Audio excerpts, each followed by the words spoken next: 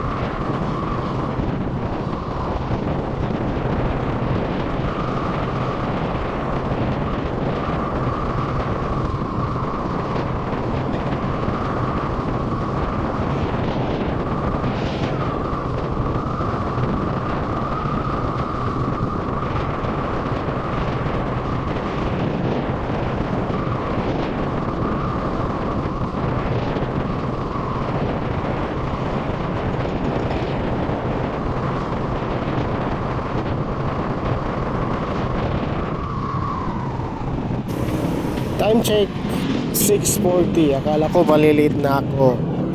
So yun guys, malapit na tayo ngayon sa bodega.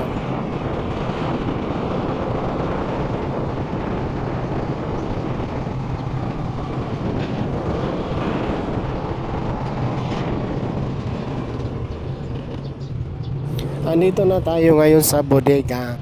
Tatayin muna natin yung ating motor. At kinuha ko na ang susi sa opisina at binuksan ko na ito. So yun guys, nasa loob na tayo ng opisina at mabuti na lang hindi tayo na late.